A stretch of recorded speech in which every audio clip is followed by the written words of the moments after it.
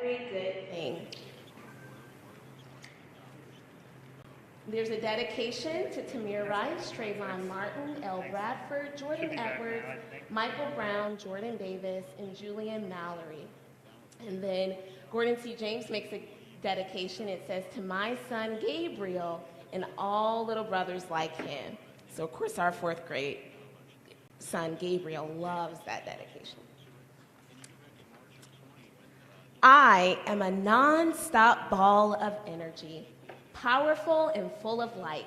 I am a go-getter, a difference maker, a leader. I am every good thing that makes the world go round. You know, like gravity or the glow of moonbeams over a field of brand new snow. I am good to the core, like the center of a cinnamon roll. Yeah, that good. I am skateboard tricks, great knees and elbows, but you know what? I am right back on my feet again. I am one eye open, one eye closed, peeking through a microscope, gazing through a telescope, checking out the spaces around me and plotting out those far-off places I have yet to go, but will.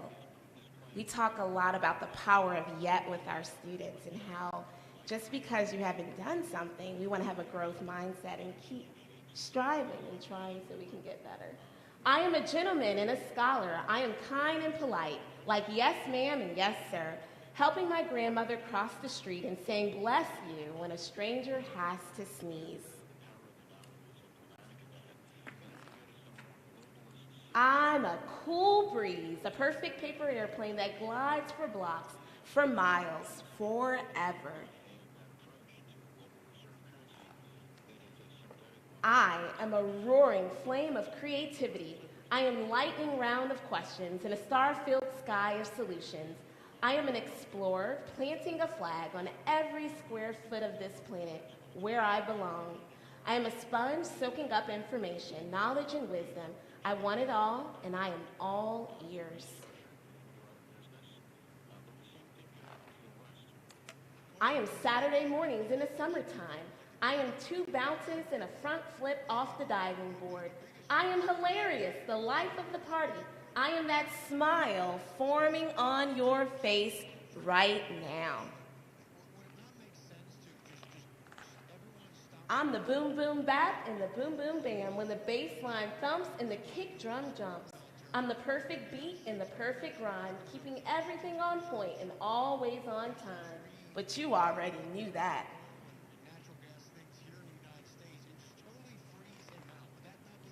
I am a grand slam. Bass is fully loaded. I'm a nasty 2-handed dunk, holding on to the rim, just to remind you that I'm still the man, believe that. I am the undisputed champion. I am a highlight reel of magnificence. I am the celebration, the applause, and the standing ovation. I am victory. I am a brother, a son, a nephew, a favorite cousin, a grandson. I am a friend. I am real. I am tight hugs, a hand to hold, a shoulder to cry on if you have to. I hope you never have to. I am here.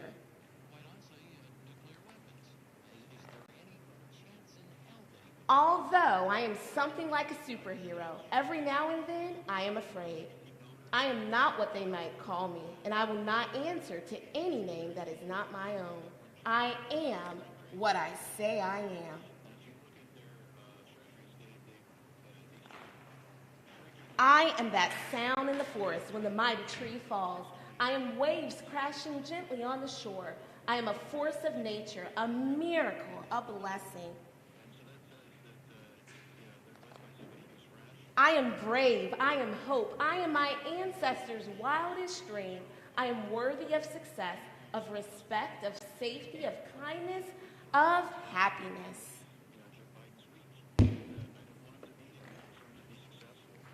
And without a shadow of a doubt, I am worthy to be loved. I am worthy to be loved.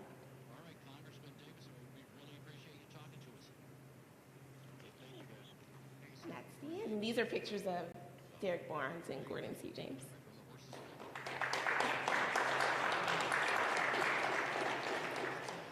All right, so as you can see, those affirmations, even though Black boys are centered in this, any of the children and adults that are in our lives, us ourselves, benefit from having these affirmations and saying them out loud and reminding each other that that's who we are.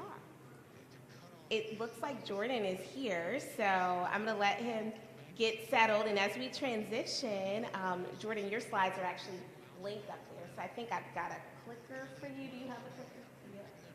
Yeah. Okay, I'll grab it. But while we're doing that, I would love for you to do a quick turn and talk. As you think of these affirmations, is there something that resonated with you? Is there something you feel proud of about yourself? And is there a child or someone that you care about in your life that you can put a rhythm into your life of affirmation? Maybe they're affirming themselves in the mirror. Maybe it's a practice that you want to start yourself. So go ahead and do a quick turn and talk, and then we'll do a pivot to the Forever Kings practice.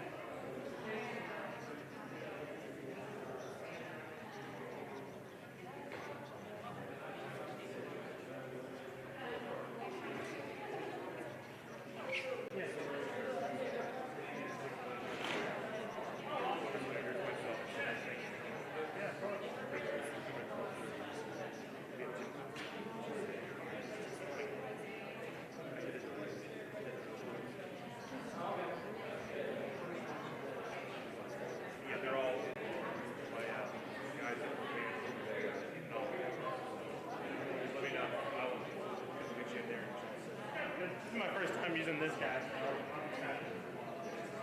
Wanted to make sure I had a little extra. Yeah, no, I still want you go to gym. Gym should work with me. Cool.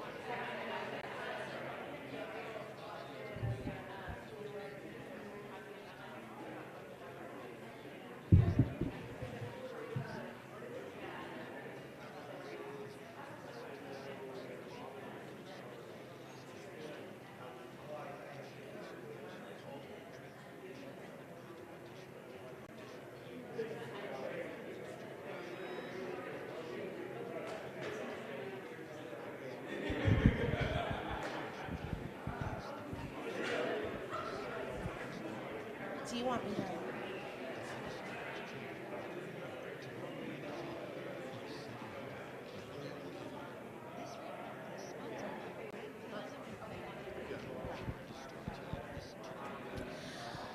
All right, we're going to go ahead and come back together. So I'm super excited to introduce to you Jordan Bankston, the founder of Forever Kings. Just a little bit about Jordan. Forever Kings was founded in August of 2019 by Jordan A. Bankston, also known as JB. JB was born and raised in Cincinnati, Ohio, the Cincinnati of the Bengals, yes, in several inner city communities across the region. He was raised by his mother and his maternal great-grandmother. He accredits his strong value for spirituality, faith, and family to spending so much time around his great-grandmother as a child. JB has lived his life trusting God to do the impossible. Forever Kings is just a small piece of the evidence of that. Growing up with little to no visibility of strong male influences caused JB to struggle with becoming a man, having clarity with who he was, and not truly knowing how to navigate through life. As a preteen, teen, and even young adult, JB spent a lot of time hurt, angry, broken, living in unforgiveness and trying to find himself until one day he decided that enough was enough and it was time to get healed. Bankston often says that it is our greatest pain, in our greatest pain, we find our greatest purpose. JB knew that he was called to create a place for young men to heal and learn to be strong men. That space is what we now call Forever Kings. JB says, I am daily thankful that I get to create a place where young men are able to show up as their most authentic selves and experience physical and emotional safety.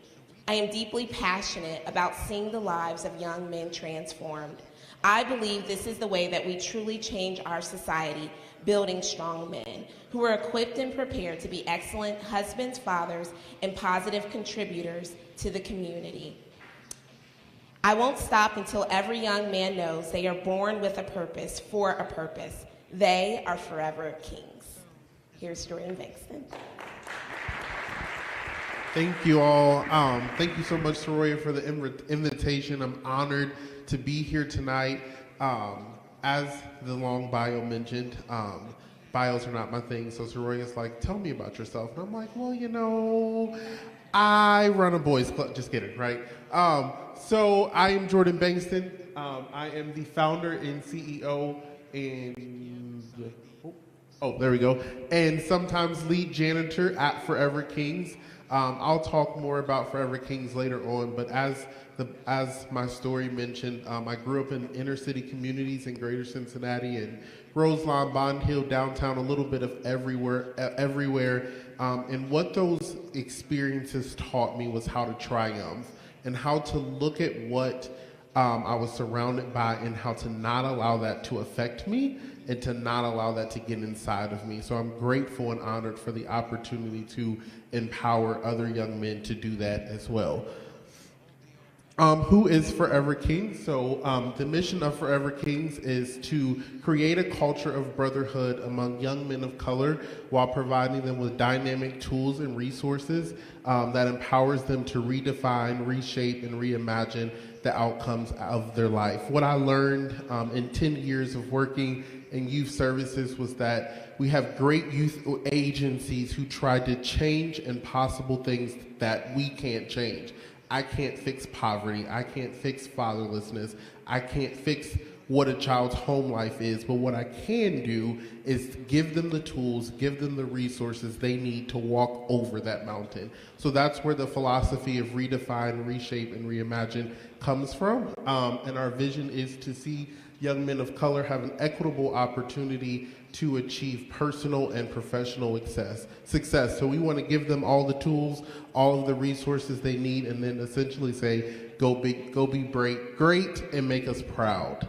So we do that through our flagship program, which is called Boys to Kings. So we take them on a 9-month journey. So they come to us in September, and then in May, our program ends. And this journey is them really exploring who they are, what's on the inside of me. Another thing that I learned is that we as adults, as big people, as kids call us, right? We sit and we tell young people, this is the way to go. This is the right thing to do, whether that be college, whether that be careers, whether that be military. Instead of saying, who are you and what's going to be best for you and how do I help you get there? So that is what our motto, our program is built off of. And then we end the year with our retreat, which is 4 days of boy. So it is stinky, it is sweaty, it is tired, it is everything that boys are. By the end of it, I've been up for 72 hours, but they leave crying and their lives are changed. And I'm so grateful for the honor and the opportunity to create these spaces and have conversations like this and advocate for their futures and success. So that's just a little high level about Forever Kings. So I want you to take a moment and give yourself permission to be honest with yourself. And I know that may sound silly, but so often in situations like this, we don't really give ourselves permission to be honest and to embrace our raw emotion. That's language that we use with our young men all the time. I say, tell me what your raw emotion is. Tell me what you really feel, what you really think. What is your truth? As we go through this next exercise, and I'm not going to make you share, so don't get uncomfortable. You guys are like, oh, he is about to make me tell my neighbor my deepest, darkest secret, and no, I'm not. Not today. When you look at that picture, what do you see? And I want you to be honest with yourself. You don't have to share. Nobody's going to know what's going through your head right now. But I just want you to think about, If you saw this picture with no recollection of who Forever Kings was, of who I was, what would you think? What would you say? If you saw that young man walking on the street, what would you think? What would you say? What would your subconscious brain think? And again, you're not going to have to share, so don't worry about that. But it's whatever thought that you had that we have to disrupt, whether it was positive or negative. So it could have been, maybe he's a thug and he's going to rob me. Or maybe it could have been, he looks athletic. But no matter what it was, it limited that young man. That young man pictured there. So I'm going to show you another picture. When you see that picture, y'all perked up, your shoulders went up, you say, oh, okay. What do you think there?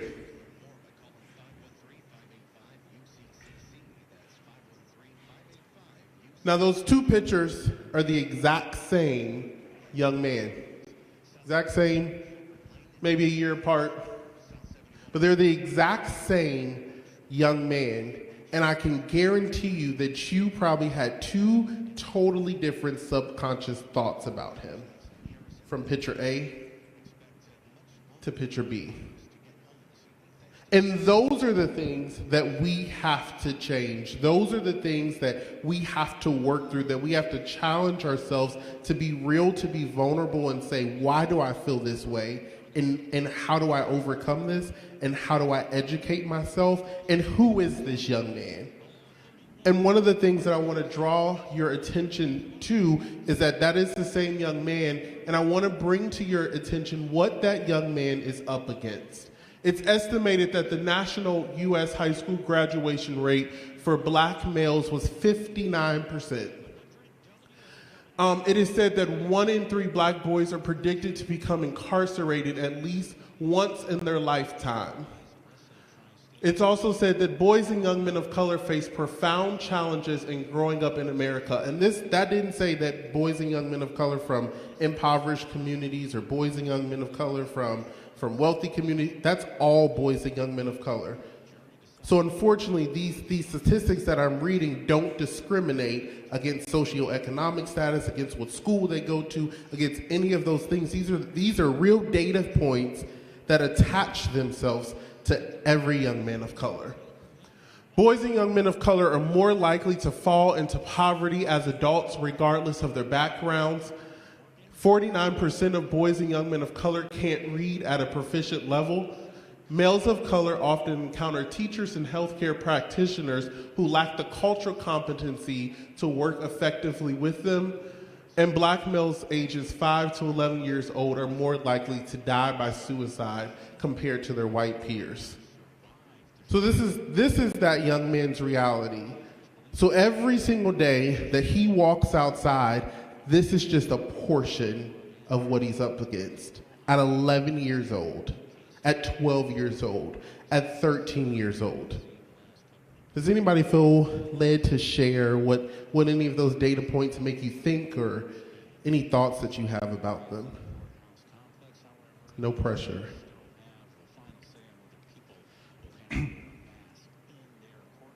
Oh, sorry.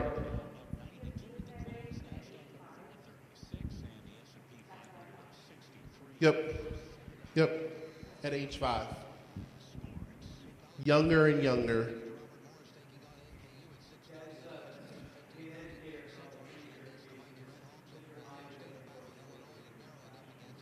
Absolutely, for sure. So what do we do about it? So it's nice to hear stuff like that, and I'm sure we've all sat in rooms and they've thrown data like that on the wall, all the things, right? What do we do about it? How do we help? How do we really create equitable spaces? Equity has become one of those choice words. If you're an educator like myself, I just got out the classroom last year, so I understand.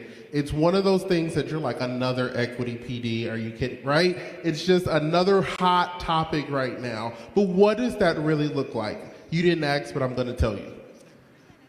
The first thing that we can do is to create infinity spaces. The second thing that we can do is educate ourselves and others. And the third thing that we can do is to get involved. And I'm going to take an opportunity to go through each of these. What does an infinity space look like? How do you create that? I thought I had one, maybe I don't. What exactly is that? In an infinity space, it is a space where I'm affirmed. And I know that the book that Soroya was reading talked about that. And one of the ways that I affirm every young man that walks into our doors every single time is I greet them by their name. Something as simple as just saying, hello, Johnny. And we call them King. Hello, King Johnny. I'm glad you're here tonight. Are you hungry? Go get dinner. Every single time that our doors are open, you'll find me at the front. It's just that simple. The second one is that I'm seen, so that goes to greeting them. I see you. I know that you are a person. I know that you have feelings. I know that you're here. Some of the students that we all know, if you're an educator, if you're a community partner, whatever your role is, you know that the students that you cannot stand the most are always at school. They do not miss a day of school.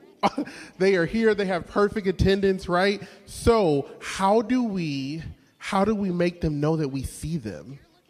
That I see you for who you are. So the next thing that I do is I try to compliment a young man. I like your shirt. I see you got your hair done. I like the way that your hair looks today. I like those shoes. Are you hungry? That means that you saw me as a person. Everybody wants to be seen as a person. The third thing is that I am valued, that you matter here. That I don't care what goes on outside of here, when they come into our space, you are valuable. The fourth thing is that I belong. And research shows, and I didn't include that tonight, but research shows that the number one reason that young men join gangs is for belonging. It gives them brotherhood. It gives them community. It gives them a place. It gives them something to belong to.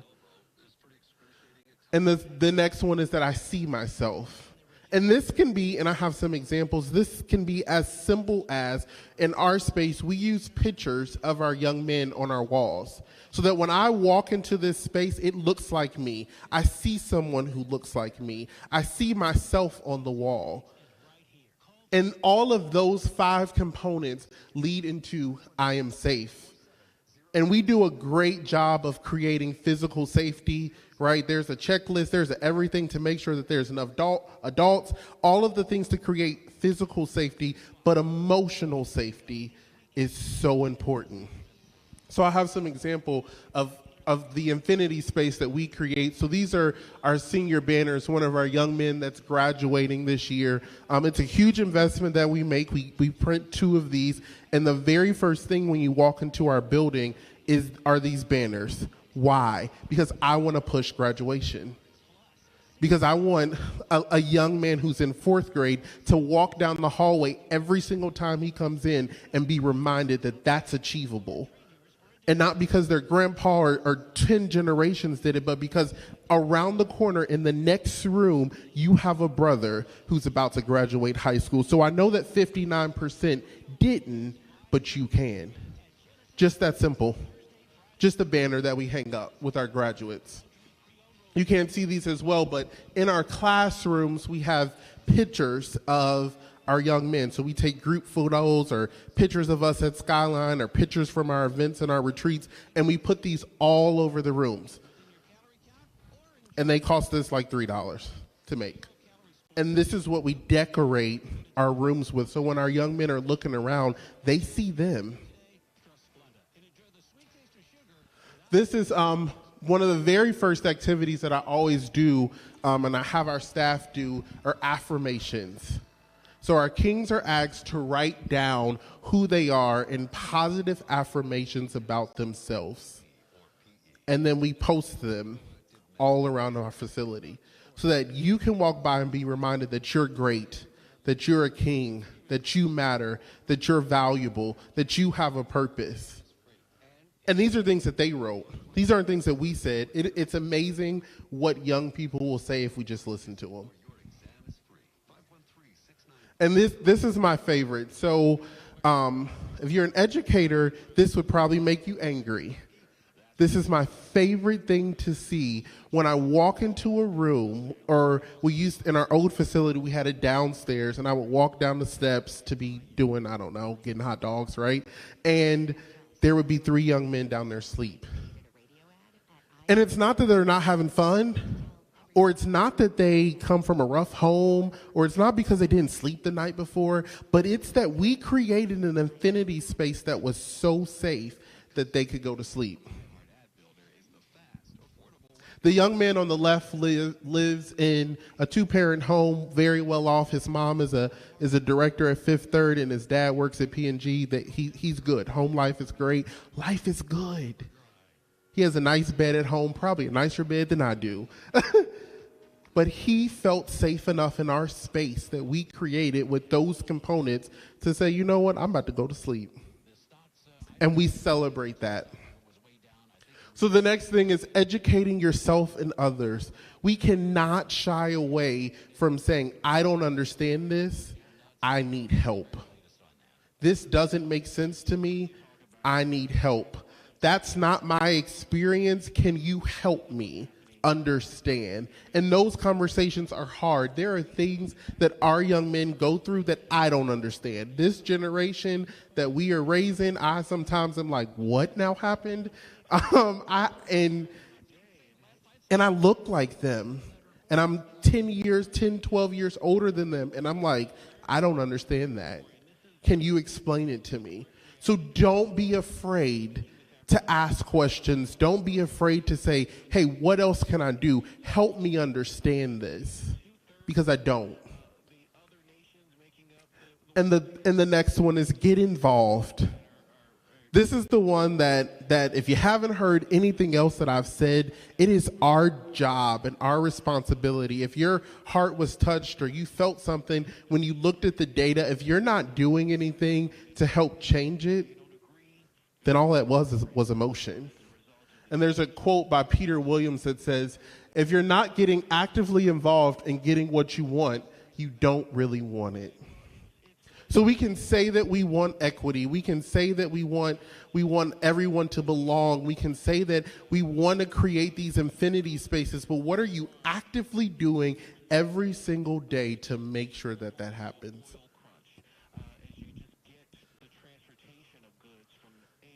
One of the ways that you can get involved, shameless plug, if you're like, you know what, this isn't my thing, but I want to touch, you can always find a great nonprofit to give to, who's doing the work, whose boots are on the ground, who are every day in and day out, are serving, are closing these gaps, or serving the clients that need to be served, and mine, of course, is one. But if we all do a little bit, then we can make a really big impact. I'm honored that I get to create a space for these young men standing behind me to be seen, to be loved, to be valued, and to know that they matter. And that is how we change the world. Thank you so much for having me tonight. It's been a pleasure to be with you all. And then, Jordan, we would love to do a Q&A. Are you open to questions? Okay, so I guess you should probably keep the microphone. So let Jordan know if you have any questions that you want to ask.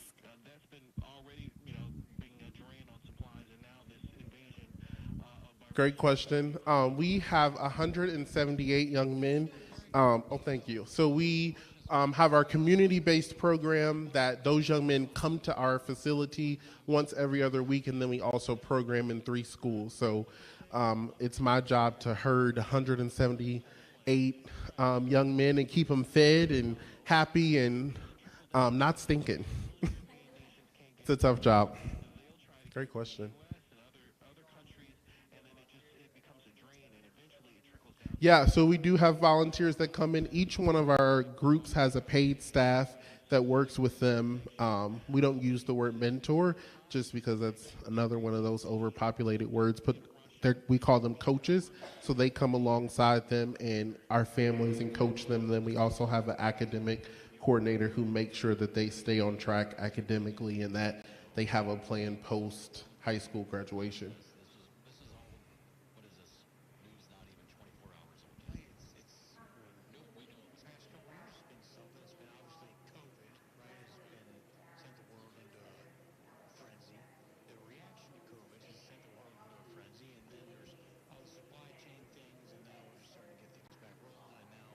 Great question. So we make it an expectation, and there's a crazy thing that I've learned is that people will actually conform to the expectations that you create if they know it's an expectation. So when we sit down with families who want to join our program, it's a triangle. It's your king, us, and you. And if one of those pieces of the triangle is missing, then the triangle's open and it doesn't work. And that's just something that I've learned is that so often organizations and teachers and educators, we try to help this child, but the parent's not at the table. All three parties have to be at the table, and we just continuously reinforce that expectation. We remind parents that that is what we expect. We ask tough questions. I'm never afraid to ask a tough question. I don't know what you don't tell me. I probably say that 10 times a day. If you don't let me into this space, then I don't know how to help. So I would say as much of an expectation that you can make that and reinforce it, you'd be surprised that people are willing to follow it.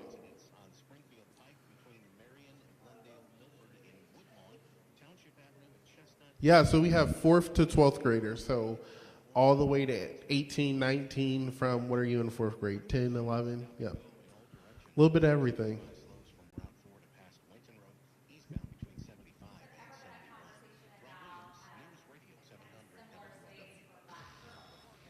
Yes, and I'm always like, no.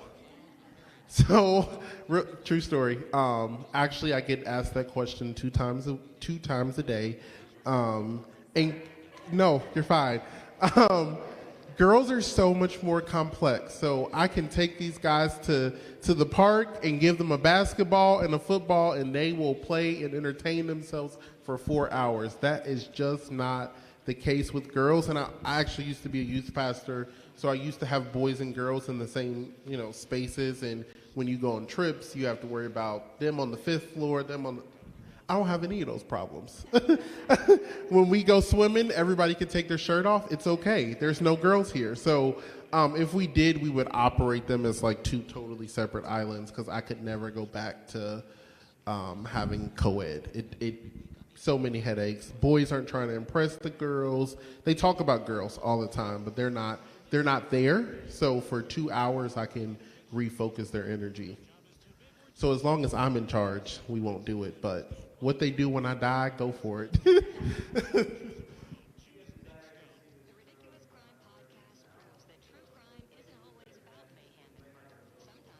Absolutely. That's our focus right now. We just developed a 3-year strategic plan. So step 1 in that is to sustain. So we want to make sure that we can sustain what we're doing. And then the next step is at the end of the 3 years to begin to look at how do we expand, how do we grow, how do we take this into new places, for sure. Because there's a lot of things that we didn't have to do when we first started. We didn't need a marketing plan because I was already in the field. So it was very easy for us to get young men. So to go into a new region and a new territory, there's so many components that have to be figured out.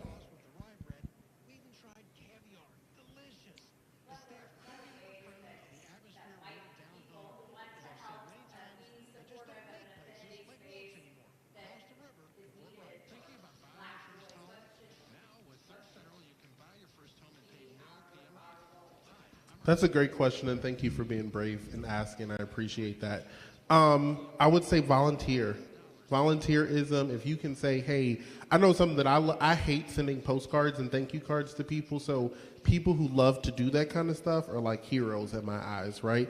Call them, say, hey, can I volunteer? Can I donate snacks? I feed 75 boys every other Tuesday, so if you show up with cheese conies, you are my hero, right? It's the little things. When you think about spaces like this, it's essentially a house. So everything that you need for your house, we need for our house, right? So that's soap. That's if you can show up with toilet paper, investing. Can you make a connection? I have a great friend, Christy, who builds bridges. Who's like, she is not afraid to tell anybody about anything. So she'll be like, hey, my friend Jordan runs this nonprofit, and then we get $10,000 out the deal, right? It's those kinds of things that's how we keep the doors open. That's how we keep things going. So volunteer, get involved any way that you can, any way that feels comfortable for you, is what I always encourage people to do.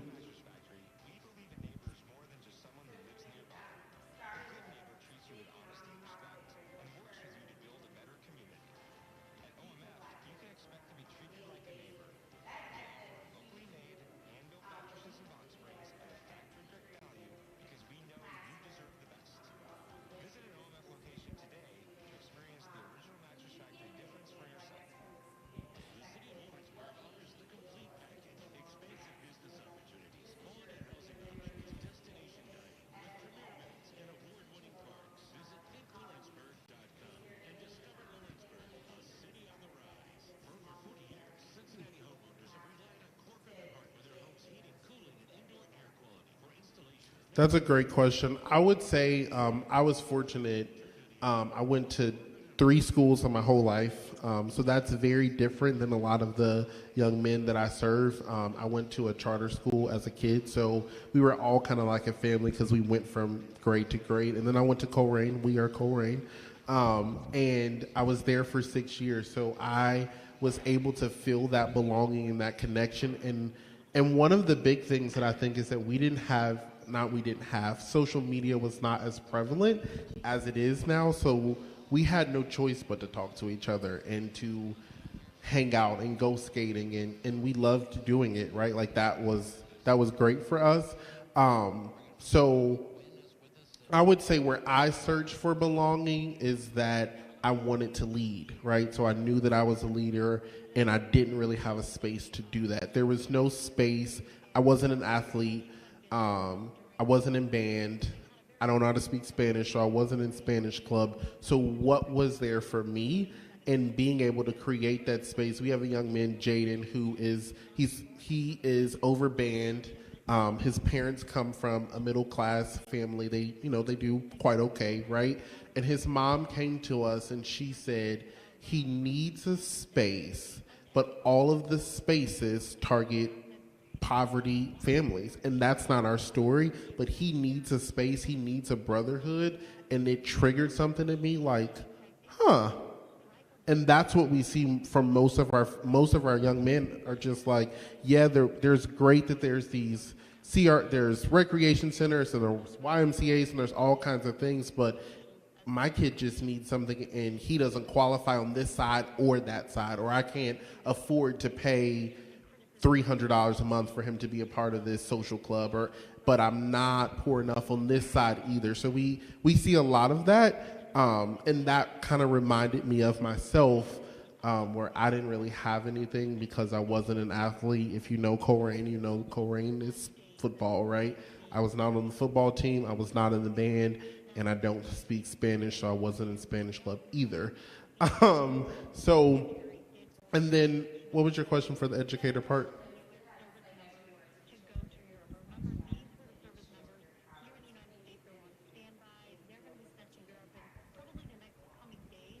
That's a great question. I would say as an educator, I probably ruffled a lot of my colleagues' feathers because I advocated strongly for young men and wanted people to see them and to understand them and adjust to them. I would say one of the greatest things that educators can do is let them score a touchdown. And so often, young men never get to experience success. So they had a terrible day on Monday, and then Tuesday, they made it all the way to 2 o'clock, and then they dropped the ball. And we punished them for all day Tuesday instead of letting them score the touchdown. I worked at an elementary school, and we had Fun Friday. And every Friday, you could bet your dollar there was the same 15 kids who didn't have Fun Friday. And I said to the team, I said, guys, why don't we just let them have it one time? Because you tend to repeat what is celebrated. If you celebrate it, it works though, and Saroy, I don't know if you want to share with Micah, one of the greatest things that we do is that we give a quarterly reward. If you don't have any discipline infractions, so you've not been suspended or expelled from school, and you have a 2.5 GPA, we throw an award ceremony and we take them on a big trip. And it works wonders. Young men who don't get it, they get in the car, they're crying, they're snotting, right? But then we make a huge deal when they do. A young man hadn't got it for like all last school year.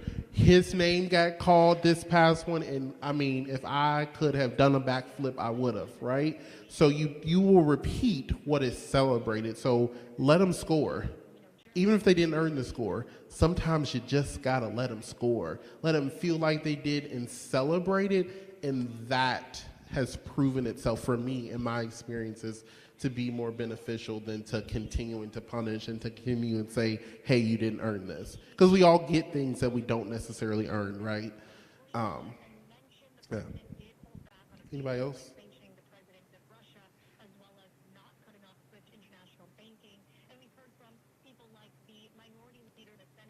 Well, thank you all again so much. I'm glad I got to talk with you tonight.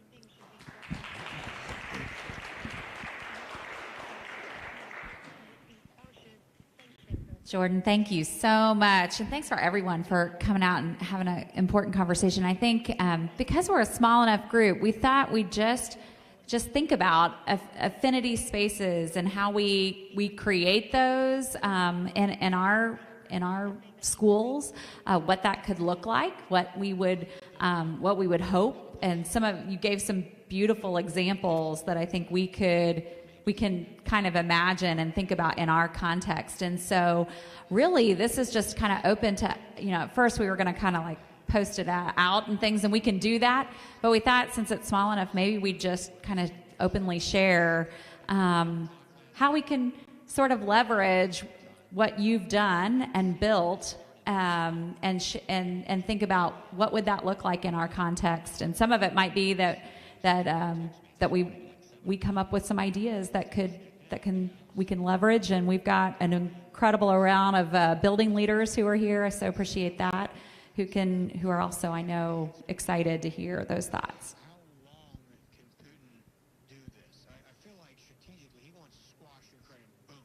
Yeah, go ahead, Emily. Can I give you a mic?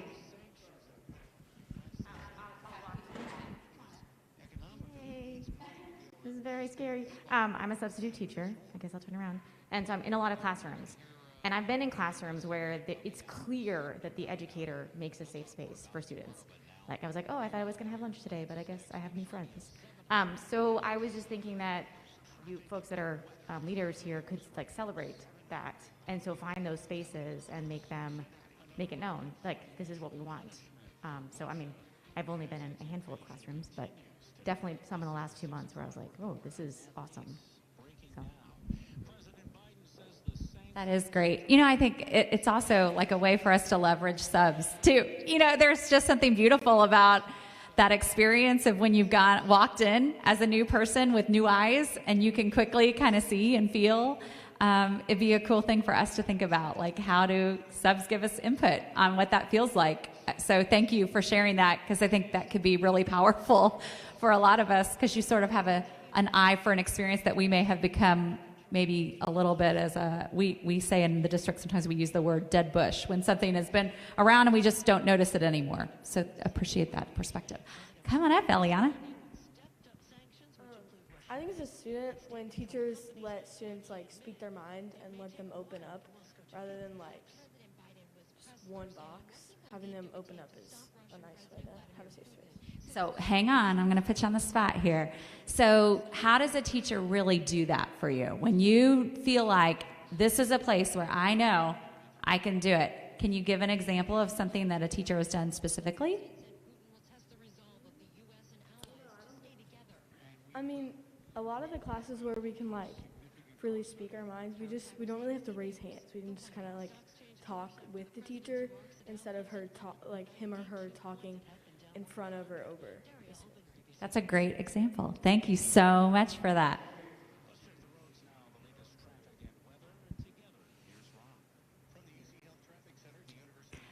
Go ahead, Dr. Brennan. Thanks for coming and sharing today. I think a couple of things that you said that just were great reminders for me and affirming were it's some of the small moves.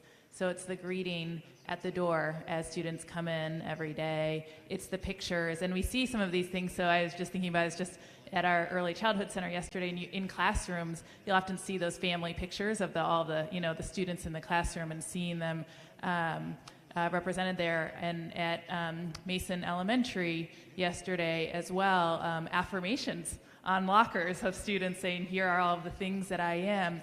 And so thinking about what's the sort of the next step, I was sort of sitting there and picturing what might that look like to have the pictures, not just in classrooms, but, of our sort of family pictures and of our actual students in our hallways as well. So how do we sort of stretch that beyond? So thanks for giving us those sparks.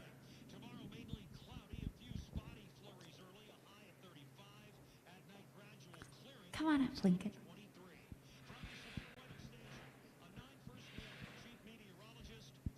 Something that really makes a good space for me is flexible seating or open seating, because wherever you sit, you can always sit by someone and that you're comfortable having interactions with.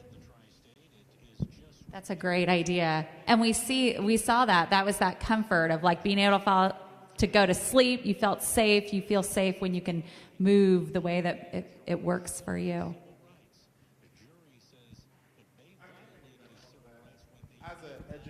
And I'm sure my administrator hated this, I don't care where you sit, I just need you to sit.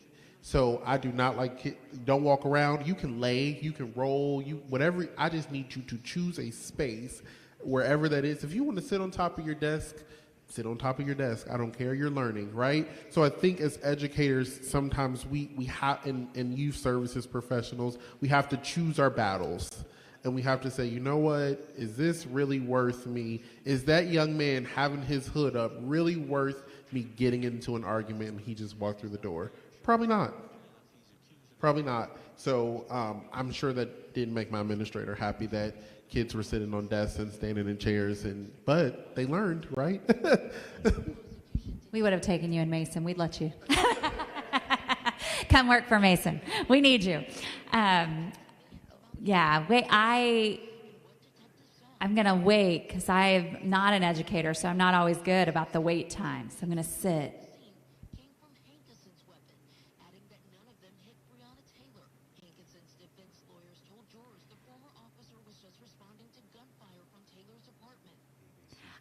I will say one of the things that I really appreciated from tonight is, and it started, Soraya, thank you for the book.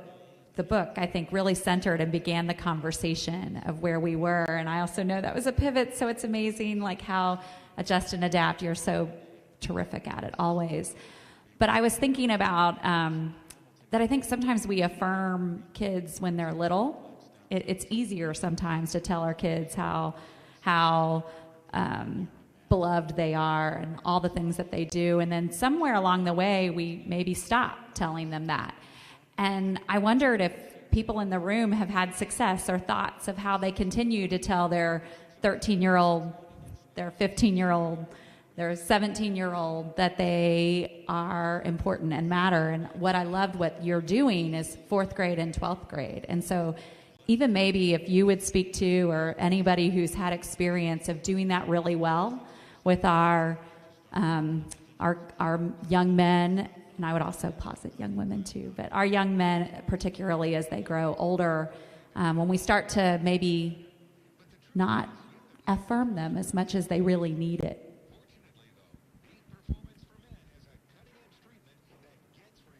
Oh, yes, Mr. Grayer. Well, then we want you recorded. Come be recorded.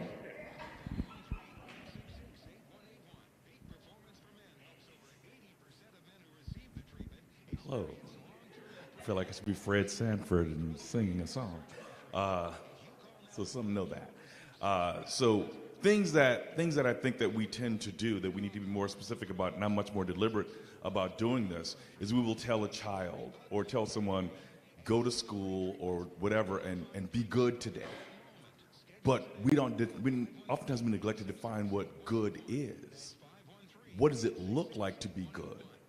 So you need to be, I think when you give someone some type of words of affirmation, you need to be very, very specific in your praise to say, I like it when you do X, Y, and Z.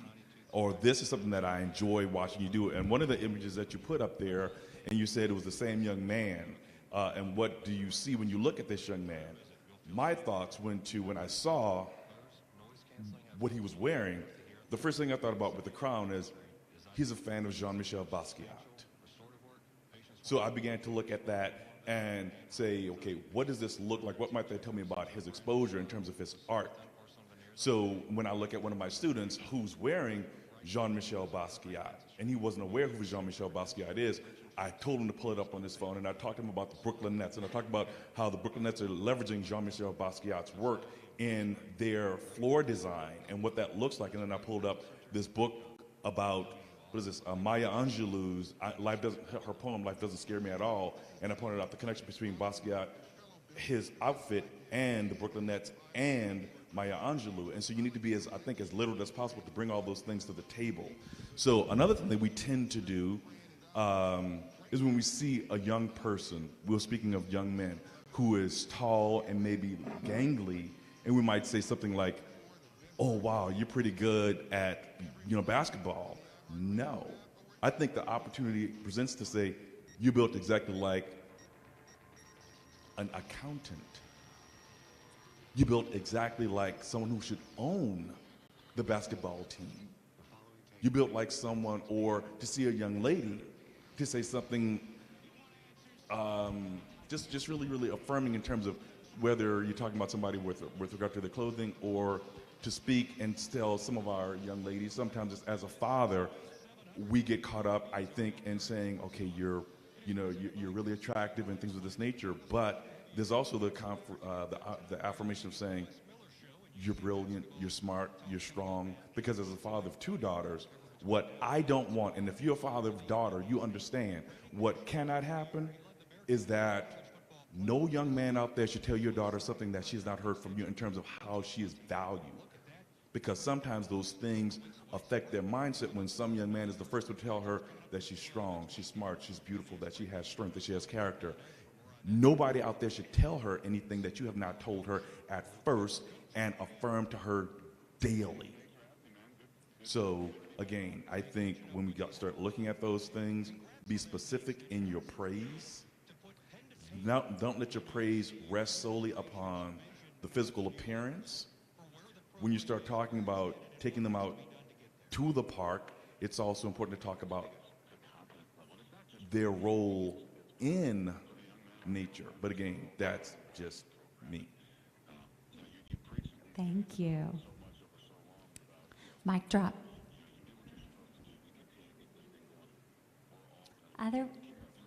Yeah.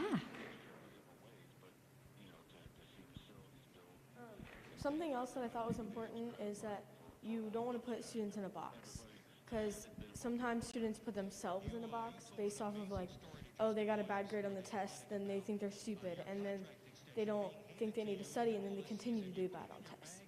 Or same thing with like athletics. If like you can't do art if you're part of an athletic group. I think that is really important. And we do it as adults accidentally, kind of to Mr. Grayer's point. Sometimes when we're trying to affirm, we might be not affirming the right things of your whole, of all the things that you're interested in. So I think that's really important for us to really lean in and go, what is it that you want to do? And then maybe as peers, you're helping each other do that too, and noticing all of who someone is. That's awesome, Eliana. Thank you. Thanks, Mr. Orr.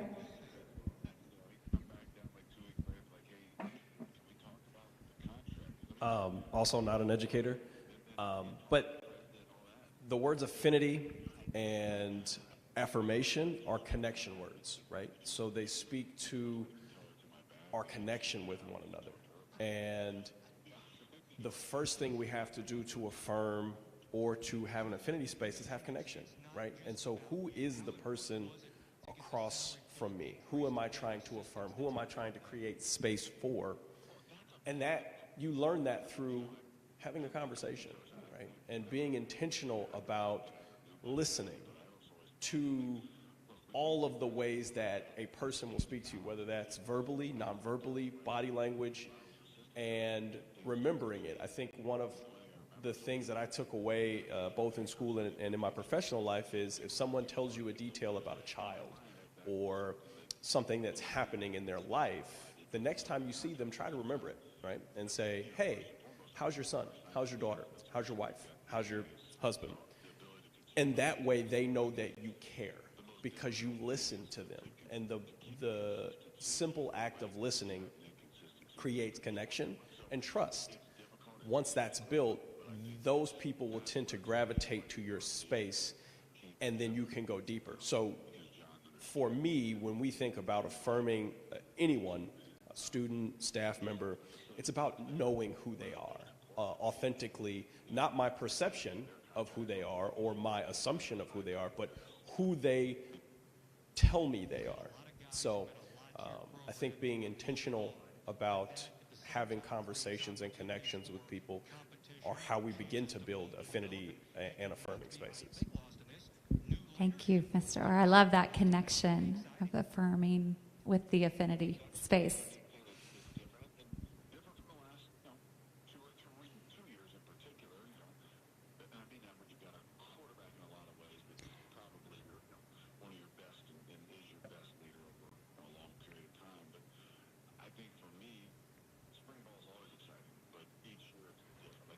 Well, I know that we're so grateful for you, Jordan, for joining us. For sometimes we need those kind of light beacons to sort of say, here's a thing that we're doing, and to kind of lift our eyes up. And so we appreciate you being that for all the kings that are there. Soroya, thank you for all of the work that you're doing in our district to help really help us live out inclusive excellence in an authentic way.